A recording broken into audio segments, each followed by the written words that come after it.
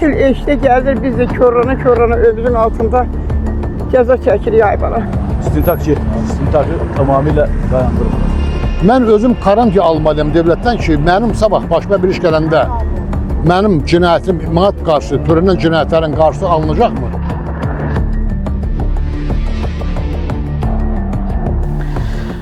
Bugün Tbilisidə Baş Prokurorluğun binası qarşısında Saqarecov Bələdiyyəsinin Keşəli kənd sakinləri aksiya keçiriblər. Aksiyaya səbəb isə 2022-ci ildə Keşəli kəndində qətlə yetirilən Aydın Həmzəyevin cinayətkarlarının hələ də azadlıqda olmasıdır.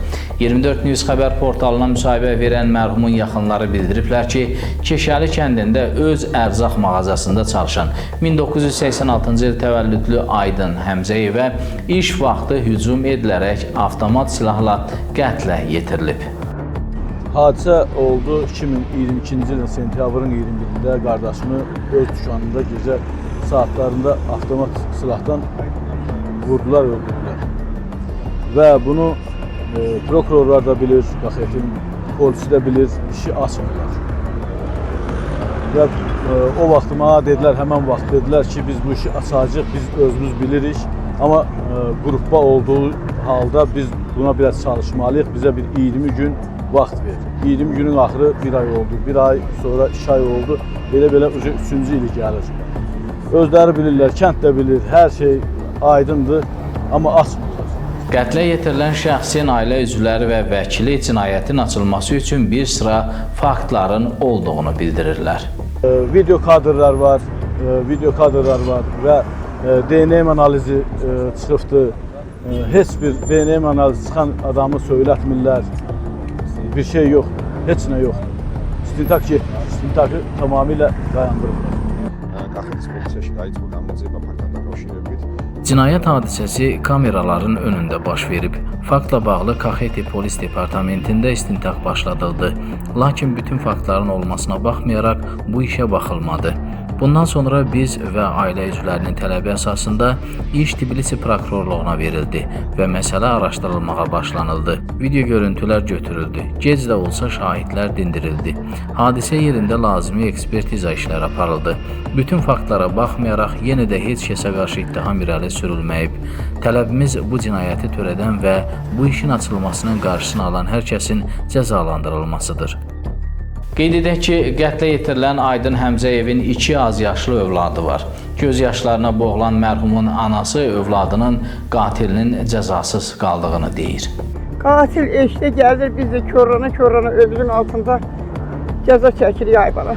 Allahın izni ilə qatil atılsın, qatil tutulsun, cəzasını çəksin ay bala.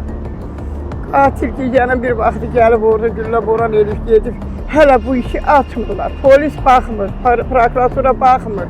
Heç kim bizim sözümüzə söz vermir ay bala. Nə səbəbə görə söz vermirlər? Nəyə görə 2-8 ay olur basırdılar bu işi? Niyə basırdılar? Nəyə görə basırdılar? Kimdir bunun tərəfi? Kimdir bunun arxasında duran? Nəyə görə dururlar? Nə eləmişdi mənim balam? Mənim balamın ki, görmə balası var, bir cavan yarı var ay bala. Nəyə görə cəza çəkməliyik? Kimə görə cəza çəkdik? Asıqlansın balamın işi, hoy zamanı bir gündür biz ona görə gözüm gəlmişdik. Bizim işimizə baxmadılar, nəyə görə baxmadılar, niyə baxmırlar? Keşəli kənd sakinləri də Aydın Həmzəyevin heç kəslə problemi olmayan, el-obada öz mədəniyyəti və hörməti ilə sahib seçilən gənclərdən olduğunu bildirirlər. Oğlan hamımız üçün əziz adam idi və bizim qohumumuzun olmasının onun böyük bir əhəmiyyəti yoxdur. Əsas odur ki, bizim qaraşöflü idi, çox qəşəng oğlan idi, hörmətli, mərfətli, nüfuzlu bir gənc idi.